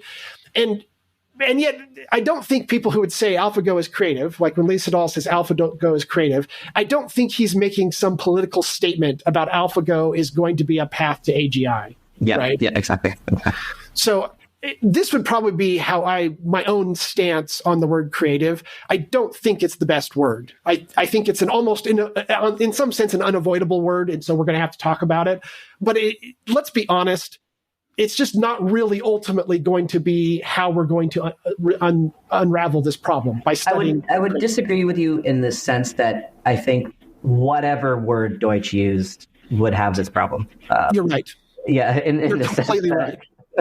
Like it's similar to like the idea of like the word woke. What does woke mean? Well, both sides have a different definition or running away from it, and in some sense, it's just like a residue of such a difficult problem, right? Where we have no idea what the hell the brain is doing, and so it's easier to argue about the definition of the word creativity than it is to try to just get rid of the word and make progress by thinking about the actual phenomenon. That's like why I was trying to talk about John Cleese a lot, is just to kind of breathe some new life into this conversation by talking about creativity from a different vantage point and try to triangulate in on what are these different thinkers who have thought a lot about this creative process. What are they recognizing? It's like the blind people groping the elephant or whatever from different aspects and trying to figure out what that object is. And so, I agree that I think that if I was to critique Deutsch, it would just be that he should have somewhere said, or still can say in a podcast, like, I just define the words this way in the book, but words have multiple definitions. And I'm not even trying to be consistent here because it's impossible to be fully consistent. Like, the dictionary is not a set of axioms that are all logically consistent with each other. They're all circularly defined. And so there is no attempt to be logically consistent, because to do that is to be a mathematician, not a philosopher. So I do not understand this obsession with logical consistency amongst like certain analytic philosopher types, because it's like they have math envy. If you want to be logically consistent, you have to be a mathematician. But you don't need to be logically consistent to put forth an argument. Logical consistency is nice to have, but is not a requirement. Sorry. By the way, I was just going to say that I think this is why philosophy gets bogged down so much. I think so too. Yes, exactly. Yes, I totally agree. Yes. Okay, so one thing I do want to say pro Deutsch on creativity, though, is in my conversation with him, he raised to me the distinction between perspiration and inspiration. And I told him, I don't feel like I even understand what you mean when you say that. Like, for all I know, the creative algorithm is entirely based on perspiration. And, you know, and so he backed off immediately, and he thinks about it for a while. And then he comes back and he says, you know what, I'm going to define it like this, you know, and it's really about the ability to create new problems. And creativity is really about the ability to create new problems. And I thought that was kind of brilliant. And now it turns out that the people who study this, so I don't know if you guys are familiar with the problem of open-endedness, Kenneth O. Stanley's. No, I'm familiar with Kenneth Stanley a little bit, but I don't know.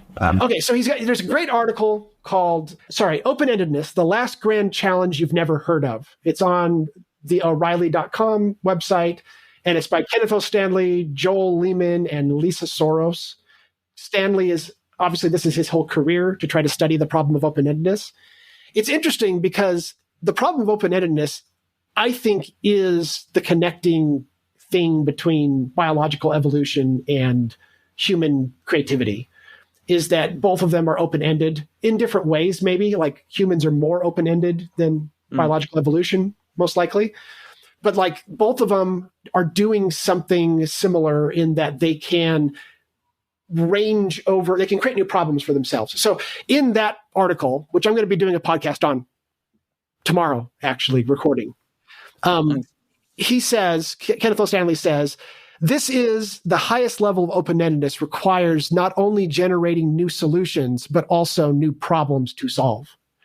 So I don't think Deutsch was even aware of Stanley's work when he said that to me. But you can see the convergence of ideas here that whatever it is we're calling creativity, whatever it is that this more limited, higher form of creativity is, it's got something to do with the fact that AI solves exactly one problem, and that's it. And evolution and human knowledge, you can constantly be creating new problems. Now, even this is a little vague. Like, for example, biological evolution clearly creates its own problems and solves them. So it's open-ended in that sense, but it's always solving one problem still. It's always optimizing, trying to replicate the genes, right? So we're still a little unclear what we even mean by the ability to create new problems to solve. Yeah, I mean, well, Hitler was super creative under that definition, right? Yes. Creating problems is easy. Creating solutions is hard, and creating new and interesting scientific problems that, when solved, will lead to progress is also hard. Yeah. But creating problems is probably the easiest thing in the world. Yeah, good point. Yeah, you can just run around naked downtown and create a whole bunch of problems, but those I don't think are the that would be very creative of you. But like, so even to say that is to already assume a huge amount of background knowledge on what we mean by problem, and the Popperian scientific problems are great sense, which again, problems are great, but like botulism and volcanoes and earthquakes are also problems, and the war is a problem, and it's easy to create that kind of stuff. And so like, I get what he's saying. Like, science progresses from problem to problem for sure, but let's just not lose track of the fact that when people say so-and-so has created a bunch of problems for me, they don't mean to say that so-and-so is a very creative person. Yes. Right. More often than not, they're talking about an abusive partner or a terrible boss or someone they just got in a fender bender with. And I don't know if that's the same as a Van Gogh or an Einstein. So something I agree that it's a concept where you say it, it's got the ability to create new problems, and you kind of have to get what they're saying, but it's a little vague. And if it wasn't vague, we could probably solve it, right? We'd understand what we were saying better. Okay, let's go to the last subject now.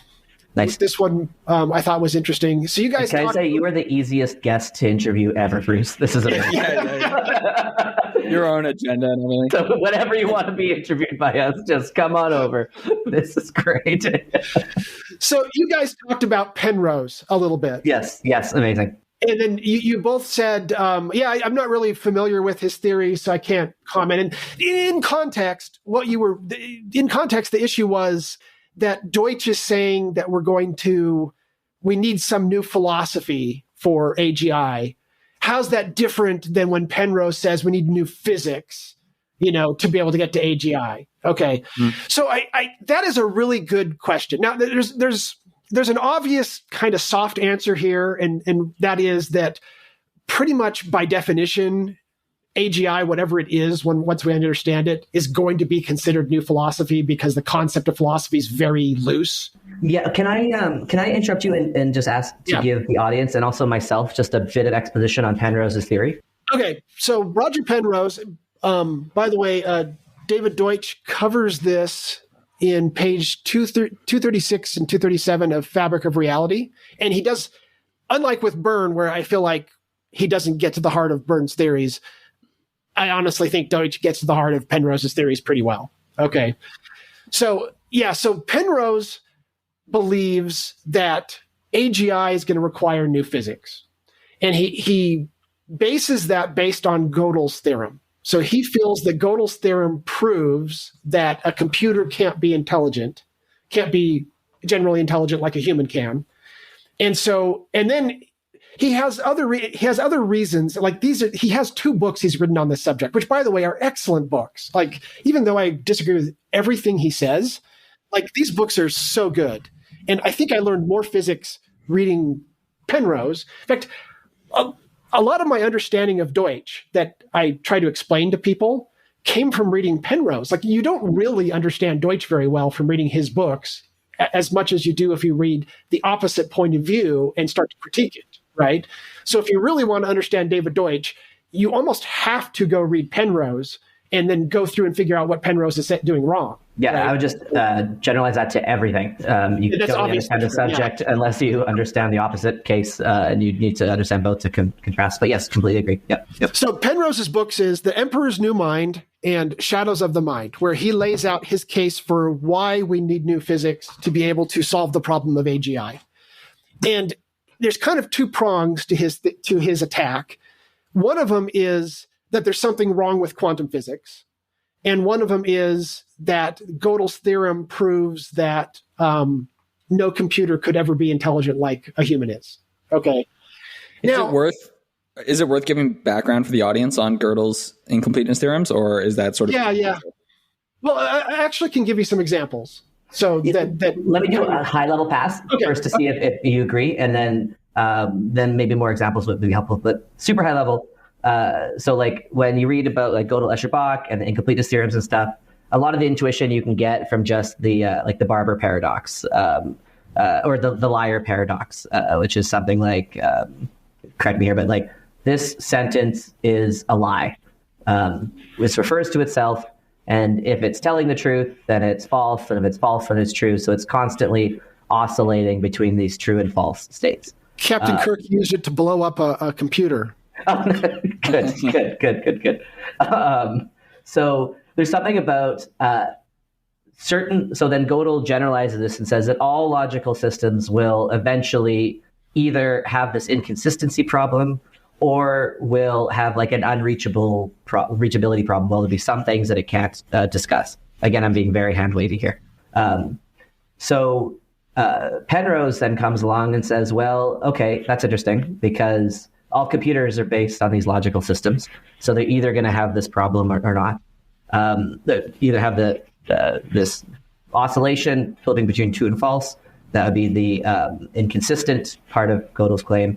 Or it's incomplete in the sense that there's some true statements that the system can never talk about. But then Penrose says, well, holy shit, human beings don't seem to have this problem because they can sit one level higher and they can see the fact that it's this logically incomplete and inconsistent thing. So whatever human beings are doing has to be one step higher than the logical systems of computers. And that's why Penrose thinks there has to be some new physics, some new set of whatever to explain this contradiction. That's both an attempt to explain it to the audience and also to explain it to Bruce to see if I've understood it decently correctly. You have. So to put this a little bit more concretely, formal mathematical systems can say things just kind of like open-endedly, just kind of like we can use human language because both are kinds of languages and they're both kind of open-ended, right? So what Gödel did is he actually created a statement in a formal mathematical language that said, this formal mathematical system has no proof for this statement. Okay. So it's literally the liar's paradox, right? It's literally the self-reference that creates the problem. Okay. And so by doing that, a human being can now read that statement and can say, oh, I can see that statement is a true statement. All right. And yet there is no proof that the statement is true, even though a human can see it. So Penrose... From within the system, importantly. Yes. So Penrose says, look, a human can see the statement's true, but the computer that runs on that formal system will never be able to see that statement is true. Therefore, the human has some level of reasoning or understanding that a computer could never have, no matter what software you're running on it. Okay. And when you put it this way, it almost sounds like a reasonable argument. Yeah, but I don't see how that coheres with the whole computational universality business. So maybe you can square that, because whatever software the brain is running seems to be able to recognize the problems of the liar's paradox. But aren't they both just software on universal Turing machines? Yeah. Okay. So let me take you through why this isn't actually a problem, why it's actually just great. Awesome. So now I do have to say that I'm only taking this one prong of Penrose's arguments. He also has the whole prong about why quantum physics is wrong. To some degree, that's almost like not even in doubt. Like, I think we all agree quantum physics is wrong. So to some degree, I'm going to just leave that argument out of it. The real question is, why does he connect the two? And he gives his reasons over the course of these two books for why he thinks these two problems are really the same problem. And I'll give you a little bit of an intuition for it after I explain the Godel problem first. Let me explain why it's not a problem first, and then I can explain why he thinks they're connected. So let's actually try to like take some examples of what we're doing, and we can like tease this out. Well, actually, let me give you the fantasy dialogue that he uses himself. And this is actually, I've changed it so that I've removed some of the mathematical formulations that he uses because it would be too hard to explain or even to read. But like I'm pretty close to exactly pulling it right from the book. Okay. And this is Penrose or Deutsch? Penrose's book, The Shadow of Mind. Okay. Awesome. So he imagines a fantasy dialogue between a robot that is an AGI that is founded, this is found in the Shadows of the Mind book. And in the book, he gets the robot to first agree it can never make a mistake with its proofs. Okay, which, by the way, right off the bat, if you're Popperian, you've already got a problem. All right. But we're going to ignore that for the moment. He also gets the robot to agree its mind runs on the very mathematical formalism that Godel built his theorem out of. So given these two agreements that the robot's now agreed to, Penrose sets up the contradiction. So human, okay, then let's refer to the computational procedure which generates your proofs. It follows that there must be a Godel-type mathematical assertion, and the truth of that assertion is the consequence of the assertion that you robots never make mistakes. Robot, yes, you must be right. Human, and that assertion must actually be true because you robots never do make mistakes with regards to your proofs. Robot, of course. Human, wait a minute. It would also follow that this assertion must actually be something that you robots are incapable of perceiving as being actually true, at least not with certainty. Okay. So that is the crux of Penrose's argument right there. So this isn't me trying to summarize him. That was pretty much his own words. Okay. That's it. Yeah. Okay. And it took me a while to figure out where can I pull one thing from Penrose's entire set of books that would summarize his entire argument. And this was the one I finally came up with. Okay. So in essence, Penrose is arguing that while humans can understand Godel's proof and a robot running on the mathematical system it's built on would not be able to.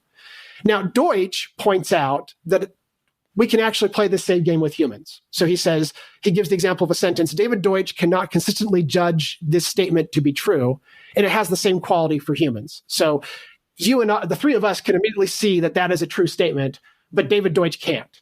Okay. So what's going on? So I think Penrose is really making a fairly simple, and it's kind of surprising, and I need to probably give a little bit of exposition here.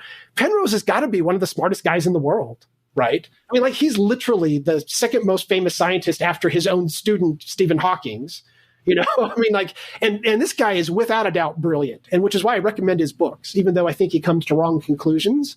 I think that he's a great explainer, and you learn tons about the four strands by reading his books because he's covering the exact same subjects.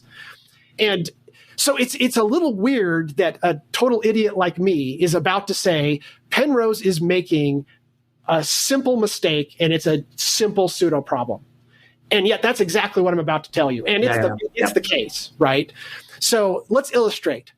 So let me take this sentence. Anyone with blood type AB cannot consistently judge this statement to be true. Now let's suppose that we don't know what blood type we are. So we read that sentence and we go, oh yeah, that's a true statement. Okay. Then we go take a blood test, and let's say I find out that I am AB. All right. At that point, suddenly I can't tell that statement is true anymore. Where just a moment ago I was claiming I could see it was true. Okay. Now, obviously the reason why is because back when I said I could see the statement was true, I wasn't considering myself to be part of the category that it eliminates. But once I took the blood test, now I know I am part of that category. So in essence, I would have to say something like, well, I did think I could see that statement was true, but actually I was mistaken. It's only true for people who don't have blood type AB. Okay. So I think the same thing is going on here with Penrose. So Penrose is in essence saying, this formal system says you can't understand Godel's proof. I can see Godel's proof is true. And the robot, which will be running on the formal system, can't see Godel's proof is true. Therefore, I'm different than the robot. Now, the assumption here is that he's not running on the same formal system. But if CTD is true, he is. And he's in fact mistaken that he understands Gödel's proof. Well, can I add another thing? So I think there's another assumption, which is that human beings necessarily have a single formal system. But there's no reason that we have to have one logically consistent formal system. It could be the case that we have multiple, which I think is more accurate. For example, a programming language is different than the formal system of the natural numbers. And that we have to be this logically consistent algorithm, which I don't know why we have to necessarily believe that. Part of Deutsch's point is that there's different strata of reality that lend themselves to different kinds of explanations. And so why couldn't we just say there's different kinds of formal systems that apply to different parts of reality? Okay, so let me steelman Penrose's argument there, because I actually think this part of his argument's fine. Okay, good. So think about the Turing-Deutsch thesis. Okay, in fact, to simplify it, we'll leave the Deutsch part out, or let's just go with Turing machines. Okay, so we don't have to worry about quantum computers for the moment. A Turing machine is a formal system, right? All those other formal systems that you're talking about that humans can do, which I don't doubt they are capable of doing, have to ultimately be able to run on a Turing machine if the Church-Turing thesis is true. What I'm really trying to say here, though, is that if Penrose is, in essence, making a circular argument, he's saying, well, I can see that Gödel's theorem is correct, therefore I can't be that formal system. But now he's just assuming that he's correct, that he's not that formal system, right?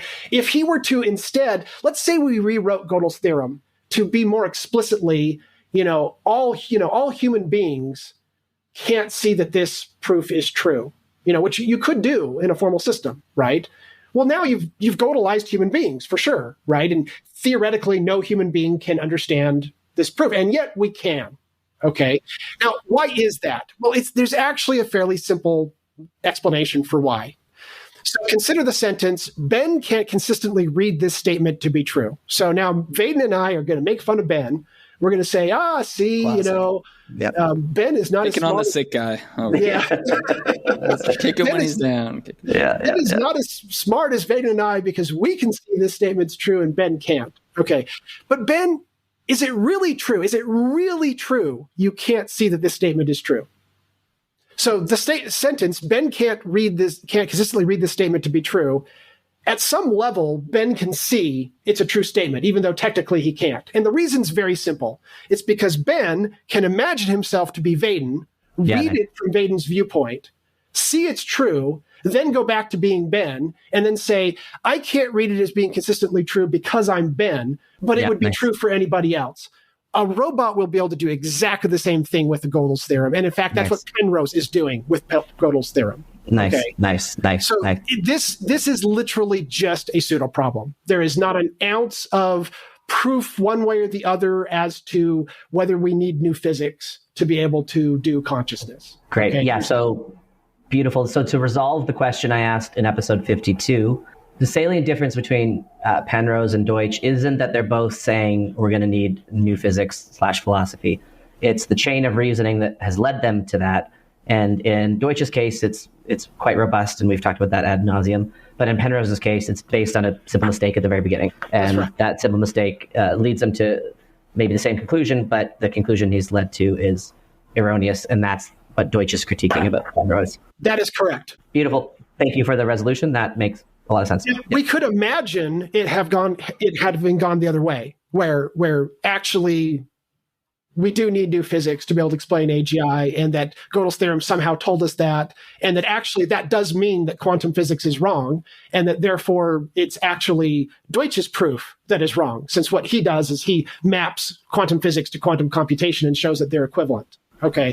Yeah. So in this case, that is now the mistake right at the beginning, because in fact you need new physics. So we could have imagined things being exactly the opposite, where Deutsch's argument was incorrect and Penrose's was correct.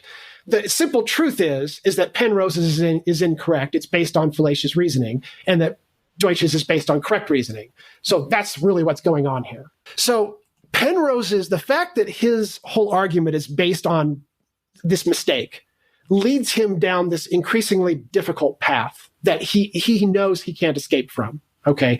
And there's actually a great quote in the book where he basically admits this. Okay. So let me see if I can explain the problem here. So let's say you had a Turing machine. And now the Turing, it's well known that Gödel's theorem is the same, or at least very similar to the halting problem. Sometimes we equate those together. They're not really the same thing, but they're both diagonal arguments. I'm not even going to try to explain what a diagonal argument is, but they're very, very similar proofs. Let's just say that. Okay. So you've got this idea of that it's impossible to write a program that can tell if another program is going to halt or not. Like, we know that's literally impossible. Okay. Now, Penrose shows, using David Deutsch, by the way, he quotes David Deutsch here from an early paper that never got his original paper on the Church-Turing-Deutsch thesis actually included this, and then he cut it out because he felt like it wasn't relevant. But Penrose had read this early version, so he quotes David Deutsch, okay, in the book. And he talks about how, in theory, there could be like a theory of quantum gravity that therefore exceeds quantum physics, and it allows for a closed time-like loop. Now, if you have this closed time-like loop, you could start a program and let it run forever, and then let that closed time-like loop tell you if the program halted or not. Okay, and you could, using these laws of physics that exist under this hypothetical quantum gravity, which we don't have today, you could therefore solve the halting problem using these new laws of physics. Okay, so what Penrose is looking for, because the Gödel's theorem is so all-inclusive, he's imagining something like this. And he's trying to say, oh, there's going to be these other laws of physics, and they're going to allow us to solve the halting problem, and that's going to be equivalent to solving the Gödel's paradox. Okay. The problem with that is that it doesn't solve anything, because it's true that a quantum computer could then solve the halting problem for a Turing machine, but you could not solve the halting problem for the quantum computer. That would require a new laws of physics, okay, that can then solve that problem. And then that one now has Gödel's problem.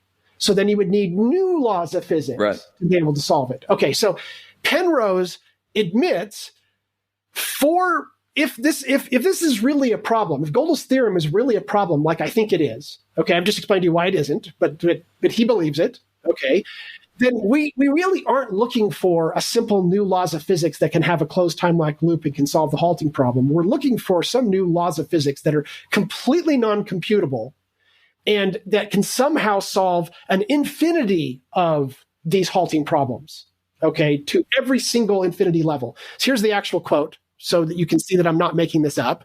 He says, "The final conclusion of all this is rather alarming, for it suggests that we must seek a non-computable physical theory that reaches beyond every computable level of oracle machine and perhaps beyond. No doubt there are readers who believe that the last vestiges of credibility of my argument has disappeared at this stage. I certainly should not blame any reader for feeling this way." This is basically Penrose admitting what I'm actually trying to seek here is mathematically a complete impossibility. And I have no clue how you would ever solve this problem. Because honestly, Vaden often brings up this impossibility proof, right? This is it. There's we know mathematically that Penrose is on the wrong track. And even he's basically admitting this. Okay. So fascinating. That's a great quote. Amazing. Okay, sorry. Go ahead, Ben. So I think I'm not thinking super clearly about Penrose's initial conundrum and how it interacts with actual humans on the ground. So it makes sense to me to talk about humans as universal Turing machines and them running computations. But I'm not sure how this interacts with something like belief and certainty. So when you say that you have run a computation or can understand a proof or have proved something, there's sort of an inevitable component of subjectivity to that. Yeah. If you want to say the sentence, I can or cannot understand a statement, that when you try and formalize that, you sort of get rid of the notion of certainty and you either understand something or you don't understand something. But in reality, when we're dealing with various theorems, statements, etc., there's this notion of you can conjecture things, but you're never entirely sure about it. Yeah. So how does that actually interact with all of Penrose's arguments here? Great question. Maybe you picked up on the fact that I actually hinted towards that already, where I said if you're a Popperian, you already know there's a problem. Yeah, exactly. Okay, exactly. So understand that Penrose's argument is problematic at several different levels, and there are many different ways to attack what he's bringing up and to show that it doesn't actually work. Okay, so I gave you my favorite, which is trying to demonstrate that it really just boils down to we can do this to humans. Humans can't understand Gödel's theorem, technically speaking, but the way we do it is we imagine ourselves not as a formal system, right? Which is what Penrose is really doing, okay? And then I pointed out a second attack on it, which is that really what he's seeking is something that is understood to be impossible, right? Right, yeah, exactly. Another way you can attack his position is using Popper's epistemology. So that discussion between the robot and him is based on the whole argument is based on the assumption that the robot can't make a mistake. Okay. Right, yeah, exactly. Well, of course, a real life robot that was an AGI would make mistakes. Okay. So the fact is that Gödel's theorem is not a proof to begin with. Okay. It's something else. It's a way that we understand a truth that has nothing to do with a mathematical proof. And this is really one of the other things that Penrose seems to have missed, okay, is that when we talk about humans coming to have knowledge of things, we don't actually do that in some purely deductive manner like he's trying to imagine, okay? It's conjecture and refutation instead. And so his whole argument was built on the assumption that these robots can't make a mistake, but of course the robots can make a mistake. And that's the whole thing, is the robot might say, oh, I understand Gödel's proof, and then you point out to him, well, actually... You could just be wrong about it, yeah, exactly. Yeah, you don't, because it's actually about you, okay? Yep. And then you go, oh, okay, you're right. It would be true if I wasn't part of that more mathematical formal system, but since I am, you're right, I don't understand this proof. But the exact same thing can be true of Penrose, because Penrose is in fact also built on the same mathematical formal system, at least in the way he's trying to imagine it, right?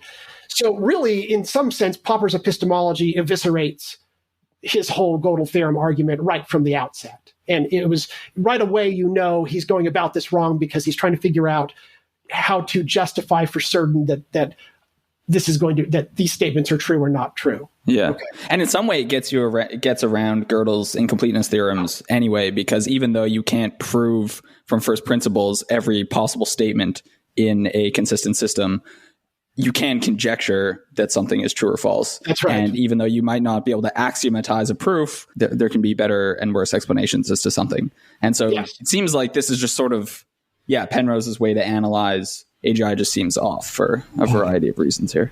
Yeah, well, and the other thing that is an optimistic take on Gödel's incompleteness results, which is maybe stepping slightly away from Penrose, and I'm certain I got this in Fabric of Reality somewhere, I just don't remember the actual quote, is that Gödel showed that we're never done. We're always having to change the system, keep expanding it.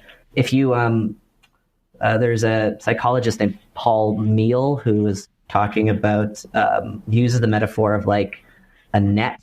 I forgot the term he uses, but like the net would be something like, you assume certain things are true, you conjecture that they're true, you make assumptions, and then you deduce the consequences. And then you assume other things are true and you deduce the consequences. And each assumption is kind of like a little peg in the board, and the deduction is like the little net extending its tentacles and connecting and stuff. And Gödel just basically shows that you're never going to be finished. Anytime you think you've figured out the entire net, there's some incompleteness somewhere, or it's inconsistent, you have some contradiction.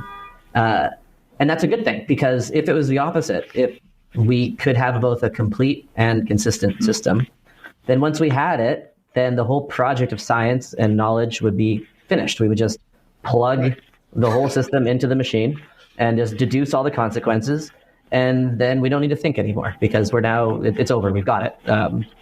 Problem solved, people, we can all go home. We just deduce all the consequences and let's go. And so it's actually quite optimistic that we don't have that.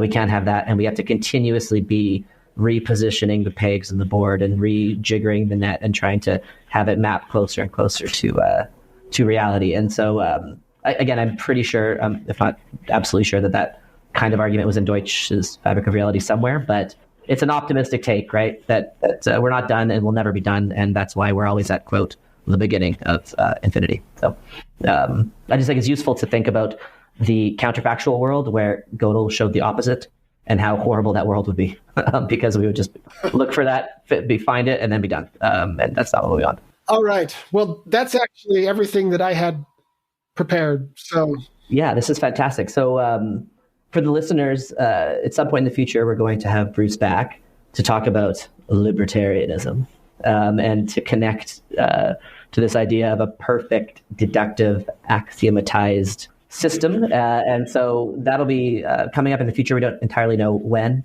but Bruce has the scars of battle of debating many, many libertarians for many, many years.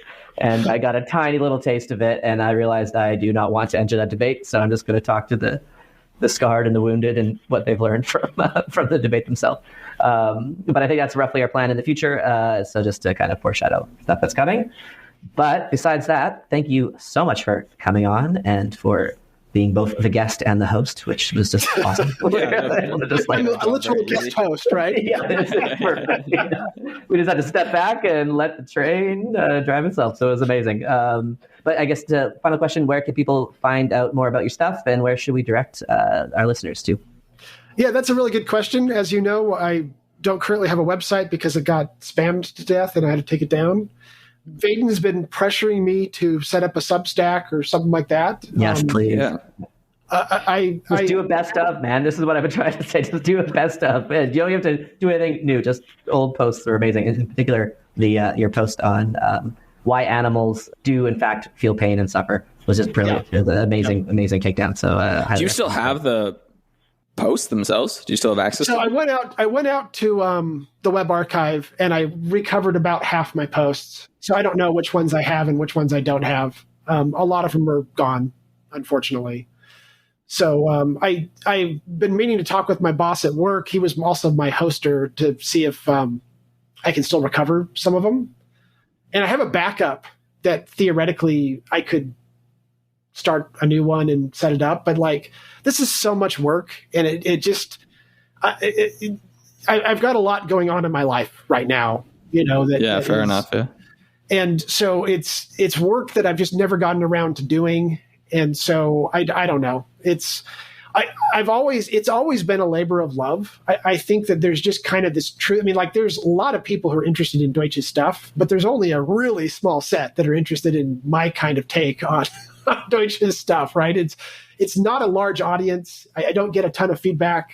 So I have to keep doing this because I'm having fun and that's really, it has to be my hobby. And I don't allow it to take over any of my life beyond just being a hobby because of that. If I had like some giant audience and there was like lots of money coming in or something, that'd be a totally different story. Yeah.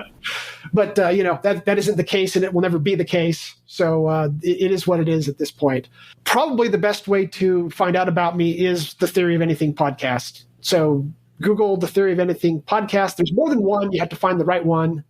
We'll link to it in the show notes. And just to say to the listeners, Bruce puts it like basically delivers a full 3-hour lecture in each and every episode. And it's quite well researched. And if you really want to go into the nitty gritty of Deutsch and Popper, he's my go-to source. So highly, highly recommend.